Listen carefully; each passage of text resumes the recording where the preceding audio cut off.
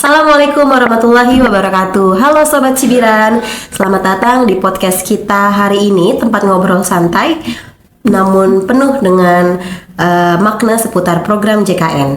Di episode kali ini kita akan bahas tentang hal yang penting banget nih. Salah satunya adalah soal iuran JKN yang sering banget jadi pertanyaan di masyarakat. Lalu ada juga soal rehab yang menjadi solusi bagi peserta JKN yang menunggak. Dan kali ini kita mengundang narasumber spesial, yaitu seorang kader JKN yang aktif di lapangan. Selamat datang kepada Ibu Sarmini. Halo, selamat datang. Perkenalkan, saya Ibu Sarmini. Saya kader JKN untuk wilayah Cibinong. Nah, tugas kita sebagai kader di sini yaitu untuk membantu masyarakat dalam edukasi program JKN serta kepesertaan, iuran dan pendampingan layanan kesehatan. Iya. Gitu, Mbak. Saya. Iya, benar. Apa kabar Bu Sarmini? Alhamdulillah baik, Mbak Ana. Iya. Perlu diketahui juga nih Sobat Cibiran, untuk Bu Sarmini ini adalah supervisor kader JKN di BPJS Kesehatan Kantor Cabang Cibinong. Berarti Ibu ini supervisinya kader JKN se-Kabupaten Bogor gitu ya Bu ya? Iya, betul Mbak. Baik, Ibu membina berapa desa Bu? Untuk saya ini ada 3 binaan desa. 3 binaan. Iya, betul. Apa aja tuh Bu, di wilayah mana aja? Ada wilayah Kecamatan Cibinong. Untuk desanya itu Desa Pabuaran. Pabuaran itu terbagi 2, yaitu Pabuaran dan Pabuaran Mekar, serta Kelurahan Ciriong. Iya. 3 kelurahan. Nah, ini pasti sobat-sobat Cibiran yang di Pabuaran Mekar, Ciriong ini udah apal wajah-wajahnya ya. Karena sering banget mondar-mandir di desa dan Vaskes gitu ya Bu ya? Iya, betul. Iya. Nah, kita mulai aja topik yang sering banget ditanyakan oleh masyarakat nih, yaitu soal iuran JKN. Sebenarnya apa sih Bu, iuran JKN itu menjadi sangat penting dalam program JKN ini? Ya, iuran JKN di sini penting, kenapa ya? Karena iuran JKN itu merupakan prinsip dari BPJS, yaitu sistemnya gotong royong. Nah, gotong royong di sini itu membantu yang mampu ke yang tidak mampu, atau di sini juga untuk yang punya membantu yang tidak punya gitu. Nah, di sini iuran juga jika kepesertaan kita itu aktif, itu kan peserta pasti akan bisa menggunakan. Kalau seandainya tidak aktif, otomatis peserta tidak bisa menggunakan BPJS-nya itu. Iya, berarti kalau misalkan pesertanya itu lagi sehat, alhamdulillah bisa membantu yang sakit ya. Jadi biayanya bisa dipakai menjadi sharing dengan yang membutuhkan di rumah sakit. Namun apabila pesertanya sakit, kita udah punya jaminan nih, udah menyediakan payung nih ya Bu ya. Iya, betul Mbak. Jadi aman terkait administrasinya, tidak ada kendala, tinggal berobat aja fokus gitu ya Bu. Iya, betul sekali. Iya. Betul. Nah, masih ada yang merasa nih Bu, iuran JKN ini berat atau sering menunggak nih. Ini alasannya ya Bu ya. Nah, menurut pengalaman Bu Sarmini di lapangan sebagai kader nih Bu, gimana nih Bu cara menyikapinya?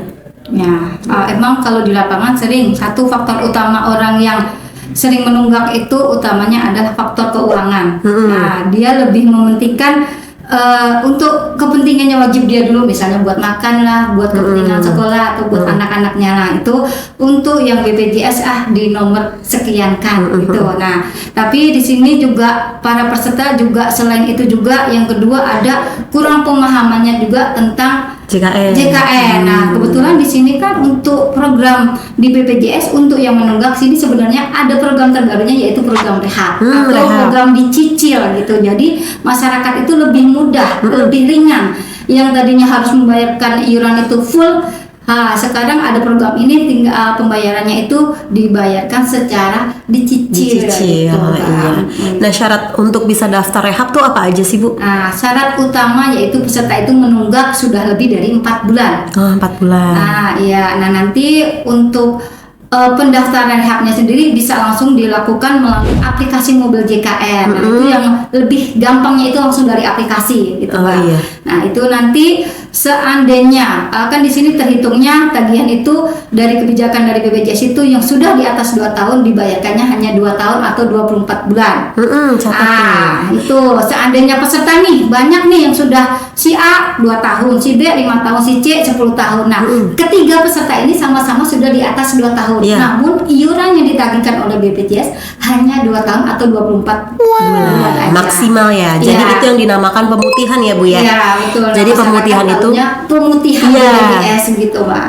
Jadi pemutihan itu bukannya jadi 0, Bu. Bukan, Tapi masyarakat yang udah menunggak lebih dari 24 bulan tetap hanya membayarkan kewajibannya di 24 bulan saja. Betul. Nah, untuk cicilnya sendiri ada peraturannya yang sudah di atas 24 bulan tadi. Untuk cicilnya bisa di setengah dari jumlah bulan itu. Misalnya tadi maksimalnya tadi 24 bulan ya. Nah, itu berarti dia maksimal bisa cicilnya tinggal pilih mau yang 2 bulan sampai 12 bulan. Tuh tinggal dipilih sesuai kemampuan peserta aja. Oh, misalnya saya pengen yang lama. Oh, berarti ambilnya yang maksimal 12 bulan. Oh, saya mau lebih cepat, Bu, ambil yang 2 bulan. Terserah kemampuan peserta aja sih itu mah itu. Kalau misalkan kita milih yang banyak nih, Bu, ya. 12 kali bayar nih, Bu. Iya, betul. Terus di tengah-tengah kebetulan ada rezeki, Bu, rezeki kita terduga nih, Bu.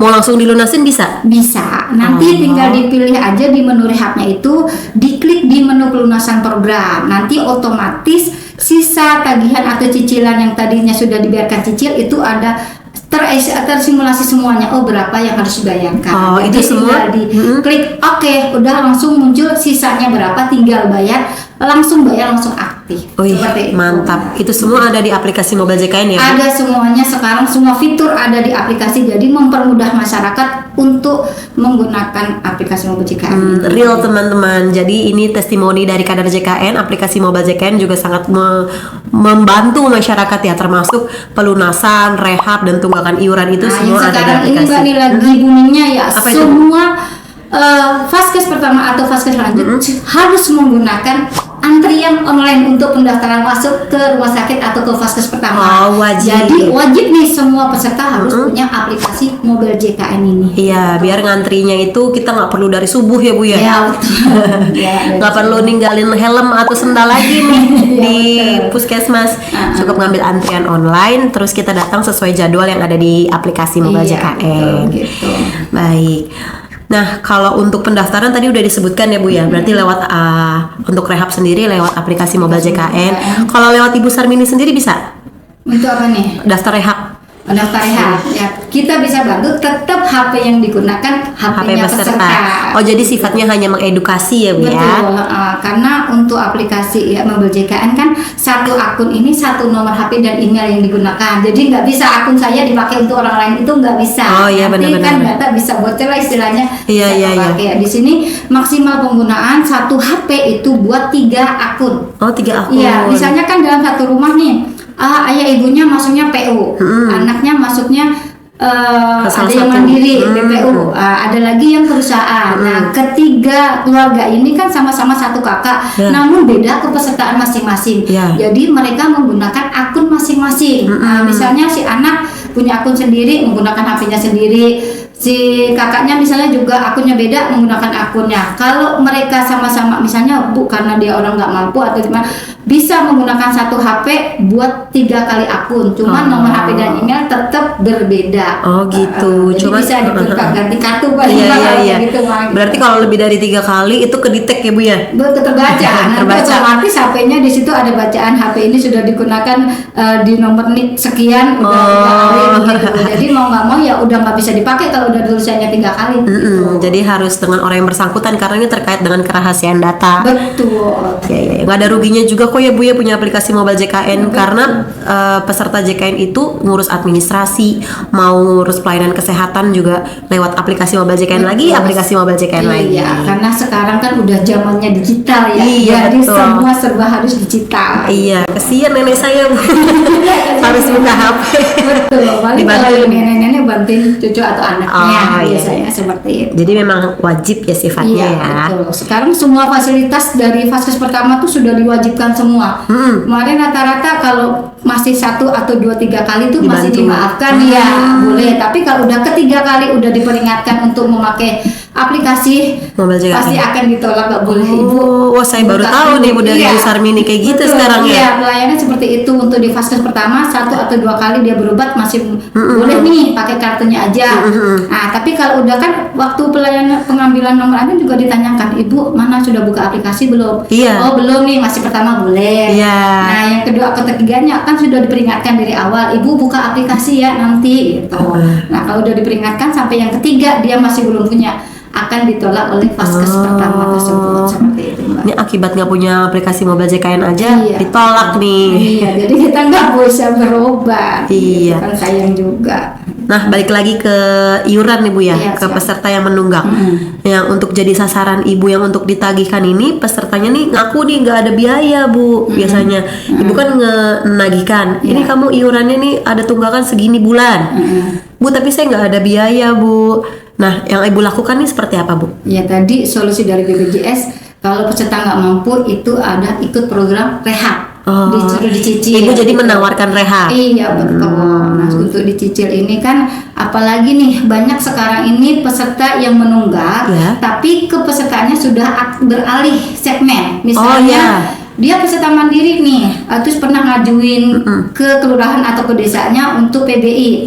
Nah dia sudah beralih segmen tuh, namun peserta kadang nggak tahu kalau dia sudah aktif PBI-nya. Taunya nggak bayar aja. Iya, begitu taunya punya tagihan aja. Tetap kita ingatkan tagihan itu karena jadi tanggung jawab peserta. Tagihan itu tetap akan menempel di peserta mau sampai kapanpun. Nah, kita di sini untuk yang beralih segmen nih, teman-teman semuanya nih, untuk yang sudah beralih segmen, tagihannya ini bisa dicicil sampai yang biasanya 12 bulan. Untuk yang beralih segmen ini bisa sampai 36 kali. Wah, 36 kali bayar. Kan, lama itu Bu, 2 tahun lebih ya Bu ya? Iya, 3 tahun kurang lebih. 3 tahun. Nah, 3 tahun nyicil kayak nyicil motor itu. Ya ini keuntungannya untuk teman-teman atau para peserta nih yang sudah beralih segmen. Tadi yang tadinya mandiri beralih segmen jadi peserta PBI yang gratis, atau yang tadinya mandiri dia bekerja jadi PU di perusahaan. Nah ini dia tagihan tetap jadi tanggung jawab mereka. Nah tagihan ini bisa dicicil sampai 36 kali. Jadi udah nggak ada alasan lagi ya apa bayarnya ke banyak apa bayarnya terlalu besar nih. Jadi sebenarnya bisa aja kita nyicil seperti menabung dikit-dikit gitu ya Bu ya. Betul Mbak. Karena mau sampai kapanpun kita juga nggak tahu ya. PBI itu kita nggak bisa pastikan sampai selamanya kah atau 1 tahun kan itu tergantung dari pemerintah atau keuangan Pemprov-nya mengamankan iya betul ya. Kadang orang juga kan udah keenakan ya Bu ya. Dia udah tahu aktif, dia udah aktif dari pemerintah gratis. Terus ngapain juga dibayarin toh kita bisa pakai gitu ya. Iya, pada prinsipnya seperti itu. Kalau yang gratis mah pasti nanti selamanya gratis. Jadi padahal kan enggak. Nah, kemarin apalagi tuh di Februari kemarin ada 155.000 peserta dinonaktifkan. Itu pada berduyun-duyun kemarin tuh kita ke pelayanan online minta diaktifkan kembali seperti itu. Iya. Jadi harus kita yang sendiri yang aware sama data kita pribadi. Karena sakit nggak ada yang tahu ya Bu ya kapan. Jadi kita harus sediakan dulu nih kepesertaan kita yang aktif biar saat kita sakit nggak ada kendala administrasi. Betul sekali. Gitu. Nah, kan terkait ada berita liar nih Bu di luar sana nih ya Bu ya. Ada oknum yang menjelaskan nih, saya punya tunggakan, terus saya ditagihkan tunggakan iuran BPJS, terus saya ditagihkan sama rentenir gitu Bu. Menurut Ibu gimana nih Bu? Masa seorang kader disamakan dengan rentenir? Iya, itu bisa gimana ada, Bu? Ya itu ya ada pengalaman seperti itu ya Mbak ya. Kita kunjungan ke peserta itu dikira rentenir. Apalagi bahkan kalau yang di perumahan-perumahan itu aduh bener-bener deh kita harus kuat mental, kuat sabarnya itu harus kuat gitu. Karena terlebih yang di perumahan-perumahan itu ya. Makanya kalau kita kunjungan kita harus sanding RT RW-nya kah atau kader posyandunya kah, pokoknya yang dikenal di masyarakat itu siapa. Jadi kita lebih mudah nih untuk edukasi atau kita kunjungan ke peserta itu. Karena kan data dari kantor mapping di situ nama-namanya kadang ada yang udah pindah kadang udah meninggal gitu. Nah kan kita kalau bukan orang situ otomatis nggak tahu ya. Makanya kita perlu sounding ke RT RW-nya terlebih dahulu. Jadi memastikan para peserta ini benar nggak sih tinggal di sini seperti itu. Jadi harus kolaborasi juga sama kegiatan lain di daerah itu ya Bu ya. Betul. Ya kalau misalkan Ibu belum dikenal di wilayah atau di perumahan itu tiba-tiba datang lagi, ya nggak ini juga ya Bu ya. Karena kan pendekatan dari kader JKN sendiri secara humanis ya Bu ya. Betul. Humanis. Jadi bukannya ketok-ketok pintu, gedor-gedor, bayar nggak bayar. Bukan ya Bu ya, tapi iya, pengalaman itu nggak pernah Mbak. Kita kebetulan di perumahan, terus orang itu dia advokat ya. Oh. Kita disuruh masuk sih, tapi dia karena kesal atau marahnya juga, aduh, kita hampir mau dilaporkan ke polisi juga. Gitu. Iya, tapi kita juga udah ngikutin prosedur sih. Kita ada ID card, ada surat tugas juga gitu. Malah dikiranya penipuan ya Bu ya. Gitu. Sebenarnya dari kader JKN sendiri kan tugasnya adalah mengedukasi peserta ya Bu ya, terkait yang dengan utama itu mengingatkan akan tagihan peserta itu Mbak, sekaligus mengedukasi kepesertaan peserta. Iya. Karena banyak juga yang tidak tahu kalau dia itu menunggak. Iya gitu. betul, jadi diingatkan kembali. Kadang juga peserta JKN itu bukannya dia nggak mau bayar, tapi nggak tahu punya tunggakan. Iya, ada yang nggak tahu juga. Iya, jadi tugasnya mengingatkan. Selain Iya, itu betul. dari WA blast atau dari kesadaran sendiri ini ternyata ada dari kader JKN juga yang mengingatkan ya Bu ya. Betul.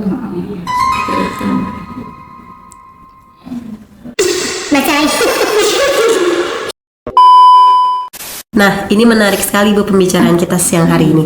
Gimana sih Bu kiatnya untuk menjadi supervisor kader JKN yang baik itu seperti apa Bu Sarmini? Karena Bu Sarmini ini terlihat sangat gigih dan sangat gimana ya Bu ya mendalami peran sebagai supervisor kader JKN ini Bu. Ya, alhamdulillah ini saya sudah berapa ya? 2 periode atau berapa nih? 2 periode diangkat sebagai supervisor. Nah, itu ya emang berat lah ya. Berat nggak berat ya, emang tetap jadi tugas kita gitu ya. Nah, tugas supervisor ini ya emang kita menyaring teman-teman nih, ayo kita biar lebih semangat lagi kayak gimana. Sesama kader. Iya, laporan kita harus lengkap, harus komplit kayak gitu ya Mbak ya. Nah, di sini yang utama itu adalah kita sebagai kader ini. Yang utama itu adalah komunikasi. Omongan kita itu antara kita dengan peserta itu harus dijaga dengan baik itu Mbak. Harus, namanya kita ngomong ke orang lain kan ya harus ada tata keramanya kalau orang Jawa tuh gitu, nggak ungguhnya lah gitu. Terus kita juga harus bisa memberi contoh yang baik juga nih sebagai kader tuh ke teman-teman yang lain. Terus juga memberi pemahaman, karena kadang teman-teman tuh ada yang suka WA Bu, ada masalah nih, kita warga binaan kita seperti ini nih, gimana solusinya? Nah, kita sebagai kader pun harus bisa ngasih solusi tepat seperti apa. Gitu, seperti itu sih Mbak. Oh, siap.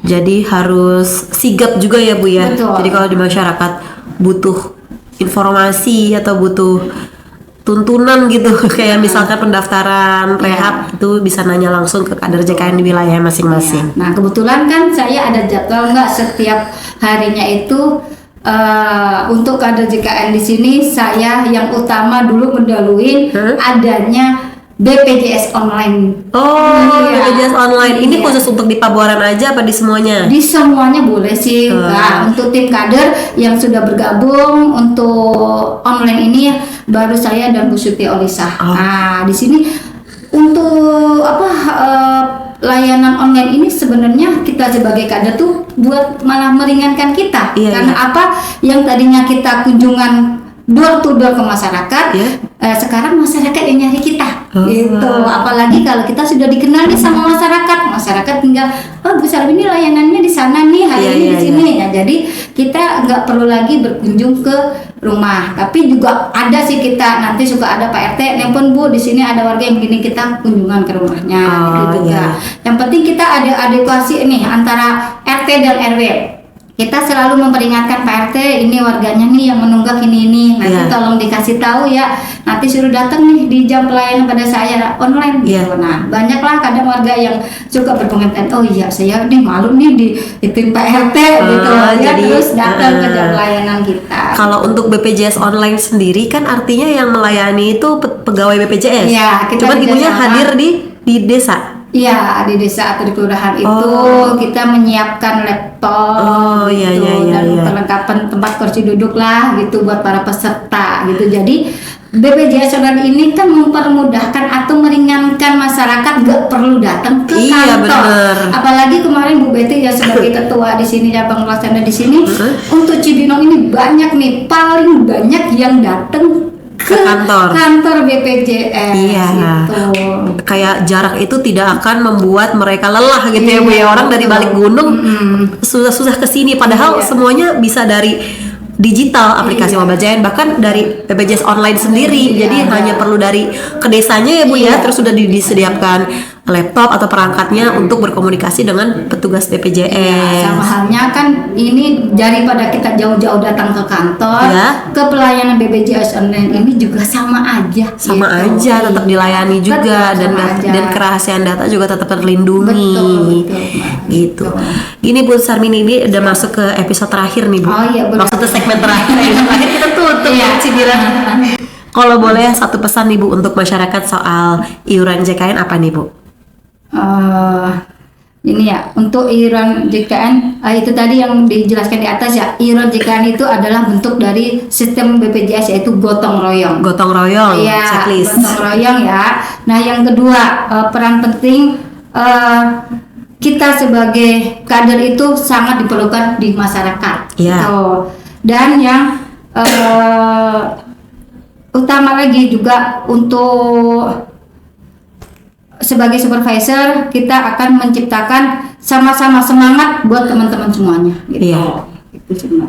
Baik, jadi iuran itu tidak akan rugi kita tetap membayar tiap bulan sebelum tanggal 10 karena iurannya akan terpakai mau kita sehat ataupun sakit, karena saat sehat itu anugerah buat kita. Betul. Diberikan kesehatan, dan yang iuran yang kita bayarkan menjadi sumbangan ya atau amal baik kita. Sodakoh lah. Sodakoh gitu. ya. Iya, betul, Mbak. Nah, dan kalau kita sakit pun orang lain yang akan membantu kita, karena nggak sedikit juga pelayanan kesehatan yang sudah dibayarkan untuk peserta yang sakit, untuk peserta JKN. Gitu. Terima kasih banyak Bu Sarmini atas sharing yang luar biasa pada Sama-sama, siang Mbak hari Ana. ini. Sama-sama. Nah, untuk obrolan ini kita belajar bahwa iuran JKN adalah bentuk gotong royong, tadi udah disebutkan. Lalu peran kader sangat penting di masyarakat, dan supervisi yang baik itu menciptakan kader yang kuat.